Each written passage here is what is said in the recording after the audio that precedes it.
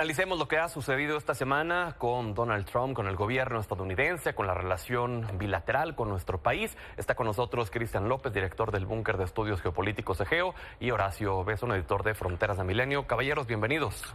Gracias. Buenas noches. Hay mucho por dónde empezar. ¿Qué les parece si lo hacemos de forma cronológica? Porque iniciamos la semana con esta declaración de Donald Trump de los aranceles al acero y al aluminio, pues ya para todos los países. Aunque, decía la propia presidenta, pues no le conviene a Estados Unidos, pero, sin embargo, Donald Trump está firme en estos aranceles. ¿Qué opinan ustedes de esta imposición global, Cristian? Sí, es parte de otra estrategia. En México, si lo notas, y llevamos varios programas aquí platicándolo, lo he visto también con muchos analistas del país y fuera del país, sobre todo en México. Todos dicen, a Donald Trump no le conviene, a Donald Trump se va a perjudicar más Estados Unidos. No creo que lance todo eso si le afectaría, ¿no? Yo creo que ellos ya tienen muy medido qué cosas les afectan y en qué cosas logran alguna ganancia y en qué cosas logran equilibrar sobre todo y la parte fundamental de todo esto, que es el déficit en la balanza comercial.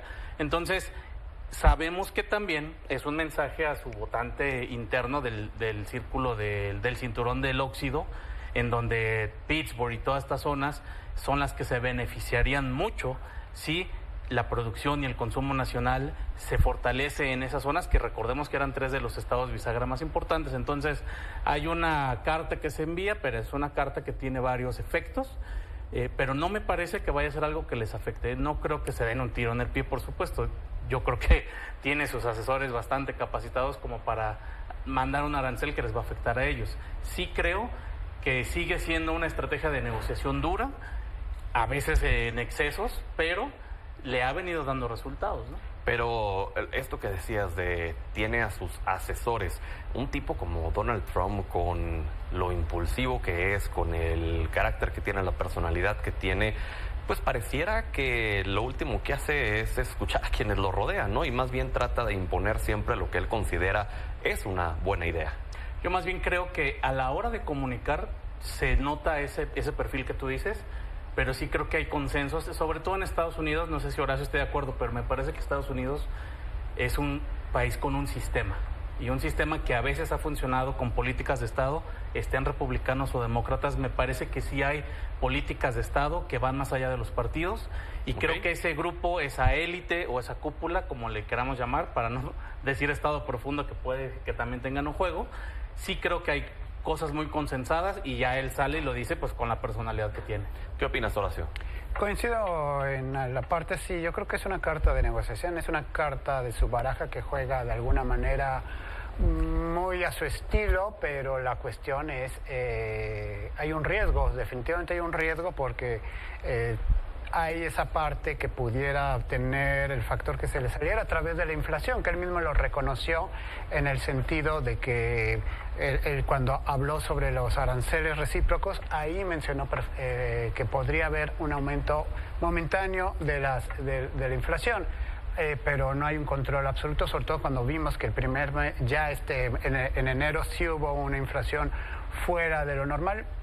Se la achaca al gobierno de Biden, pues 20 días de Biden fueron en enero, pero hay que tener por ahí cuidado, y es una carta que está manejando, pero hay un riesgo que sí se le salga, que también ya habló en cuanto a los automóviles. Hoy habló sobre los aranceles a los automóviles, y el de los recíprocos, que ese es más congruente, ¿no? Es decir, pues si tú me pones 10%, yo te tengo que poner el 10%. Claro, que en ese se entiende un poco más, ¿no? Y más en este afán de tener un proteccionismo a la economía. Ahora hay la posibilidad, de acuerdo a la Casa Blanca, que si no se logra postergar esta aplicación de aranceles del 25% a México y Canadá, incluso al acero y al aluminio terminen teniendo un 50% de aranceles que se pudieran sumar. ¿Qué implicaciones podría tener esto, Cristian? Sí, yo creo que hay un tema de fondo en todo esto, que es el juego político con Powell, el de la Fed, porque recuerdo que llevamos aquí 5 meses de que nos hicieron el favor de invitarnos, y hubo una bajada de los tipos de interés, y casualmente fue una semana antes de las elecciones y fuera de ahí han sido consistentes en las subidas o en las permanencias. Me parece que ese organismo no debería jugar a la política electoral, sino ver efectivamente qué es lo mejor para Estados Unidos, y creo que ese juego va en el fondo con este juego, con el Tesoro y con la Fed, de los tipos de interés, que es algo fundamental para todos los inversionistas. Horacio. Sí, ahí está la lucha, ¿no? La pugna con la Fed de que no se suban los intereses, pero si también implica la inflación, es ese juego de equilibrios tanto económicos, que la economía en Estados Unidos es fundamental, es el peso para los siguientes pasos, pero que también... es su premisa, ¿no?, de la Fed, el cuidar la inflación. Y que ha estado desbocada parte de la que perdió.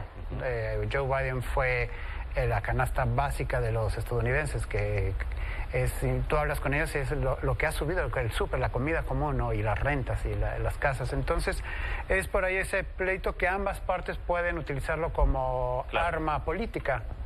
Ahora, pasemos al otro tema, el tema de los cárteles mexicanos, porque también estuvimos viendo estos sobrevuelos de estos aviones estadounidenses para recopilar información de estos grupos. El día de ayer, el New York Times saca la información de qué grupos del crimen organizado de México serían declarados como grupos terroristas. Hoy la presidenta dice, pues entonces habría que ampliar nuestra demanda contra las armerías porque serían cómplices de estos grupos terroristas, si es que se les denomina así, por proveerles de las armas para que puedan operar. ¿Qué opinan ustedes, Cristian? Sí, nada más que ahí hay un punto que no tocó la presidenta de México, es que las armas entran por traficantes mexicanos a suelo mexicano. Entonces creo que habría otra forma que se puede combatir eso desde México, porque esas armas pasan por las aduanas mexicanas. Entonces, efectivamente, hay una libertad absoluta en Estados Unidos para conseguir un arma, pero se ingresan al país con traficantes de armas mexicanos, que seguramente son los mismos cárteles o personas que le trabajan esa parte a los cárteles, pero creo que hay más cosas que se pueden hacer desde México para, y efectivamente, si se quiere erradicar toda esta problemática del narcotráfico, que ya lo habíamos comentado, es un problema transnacional, no es un problema exclusivo de México, pero sí, efectivamente, ya salieron por ahí 5 o 6 nombres de cárteles que serían declarados, junto con otros, también hay que decirlo, de manera internacional, de Venezuela, como el Tren de Aragua Colombia, de Venezuela. El Salvador. Entonces, es una estrategia transnacional. Horacio.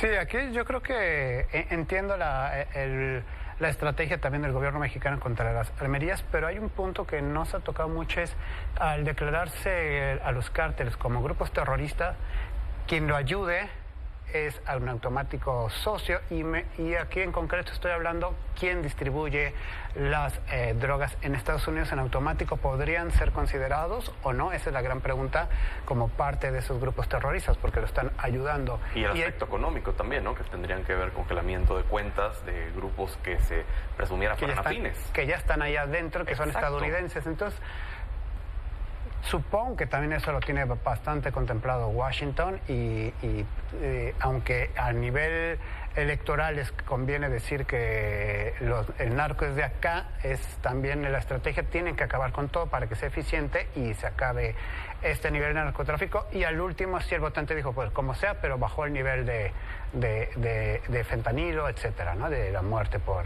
los sobredosis, etcétera. Y de acuerdo a sus investigaciones, a sus análisis, a lo que estamos viendo, digo, quizás es un poco especular porque pues solamente Donald Trump sabrá lo que hará o no, pero ustedes sí ven las condiciones como para realmente efectuar un intento de aniquilación de estos grupos terroristas, Cristian. No creo que se llegue al grado de la aniquilación, pero sí creo que se le pueden dar golpes estratégicos. Como lo he dicho, ojalá sea por vía de drones para que no haya una intervención de fuerzas militares. Es lo mismo que se hace con grupos terroristas en Afganistán, en Libia, en cualquier parte del mundo. Así acabaron con la vida del general iraní, no recuerdo el nombre, pero así han acabado con la vida de varios que ellos, que hay que decirlo, Occidente considera terroristas, no la parte oriental, asiática. Entonces, creo que esos puntos sí se pueden hacer, creo que son viables, y creo que ayudaría un poco a meterle presión a todo mundo para que esto ya de una vez por todas se acabe en México, ¿no? Y que también Estados Unidos haga su parte, porque como bien decía Horacio, alguien en la frontera lo recibe y lo distribuye, y pandillas locales seguramente son quienes lo venden. Entonces, creo que hay mucho también que revisar en la DEA, por ejemplo, qué está pasando, qué ha pasado durante los últimos 40 años, porque no es un tema tampoco reciente. ¿Y lo ves con este nuevo titular de la DEA? Ojalá.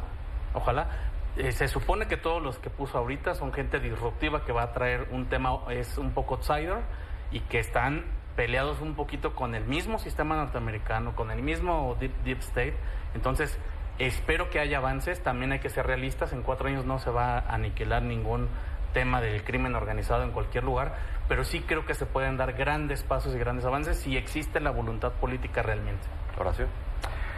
Sí, es un tema muy profundo, coincido de no bastan 4 años ni 8, creo que tiene que ser internacional por la porosidad, si no es por México es por Canadá, y si no es por Canadá, la cuestión es que ya ni siquiera es el laboratorio de amapola, coca o de marihuana, sino el fentanilo se puede producir con dinero en la región de Utah, es decir, puede ser tan microscópico que está muy difícil la situación. Puede sacar con ciertos cárteles mexicanos, pero a nivel se pueden trasladar en su fabricación en el propio Estados Unidos. Y es que ese tema es muy importante porque lo hemos visto a lo largo de toda la historia de los grupos delictivos. Rey muerto, rey puesto. Que hay un grupo, que hay un líder y en automático sube alguien, y en automático surge otro grupo, ven la oportunidad. Entonces, la pregunta es, ¿realmente se puede terminar con esto?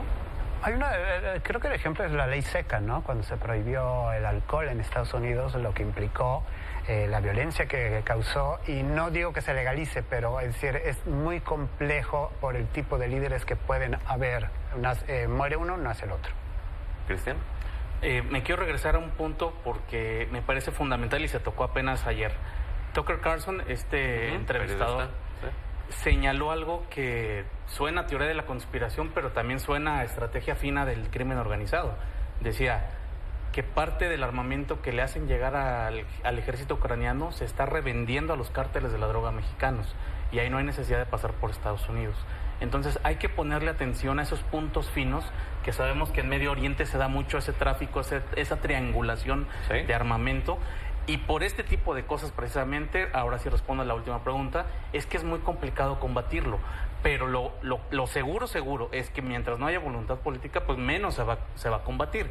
Creo que mientras haya algo de voluntad política de los dos países, es decir, tiene que ser una estrategia binacional, bien coordinada, y sí, ahí sí, del lado mexicano lo digo, fuera de adjetivos calificativos, que haya una coordinación real si es que realmente se quiere combatir. Cristian, tú abiertamente eres afín a Donald Trump, ¿no? Uh-huh. ¿Qué opinión te merece los dichos que se han dado aquí en México por personajes afines a la 4T de decir a cualquier mexicano que apoye a Donald Trump debería de juzgársele como traición a la patria y debería condenársele a muerte? Sí, claro. Personas como Paco Ignacio Taibo, que dijo, pues todavía está el cerro ahí para fusilar. Es un asturiano que es padre de una persona que hizo y cometió varios delitos graves en España cuando en la guerra civil y en otros tiempos. Entonces, yo lo tomo de quien viene, sinceramente. Me parece que ese falso nacionalismo no le hace nada bien a la voluntad de querer mejorar las cosas, porque entonces envuélvete en la bandera de México. Yo lo haría con orgullo, pero si esa bandera de México va a estar manchada por sangre del crimen organizado, por supuesto que no. Entonces creo que a ese tipo de personajes hay que eliminarlos de la narrativa, así como en las matemáticas elimina el límite superior e inferior, porque si les hacemos caso a ese tipo de locos, la verdad es que no vamos a llegar a ningún punto. Me parece detestable ese tipo de declaraciones. Pues caballeros, gracias, seguimos platicando la siguiente semana. Gracias a ti.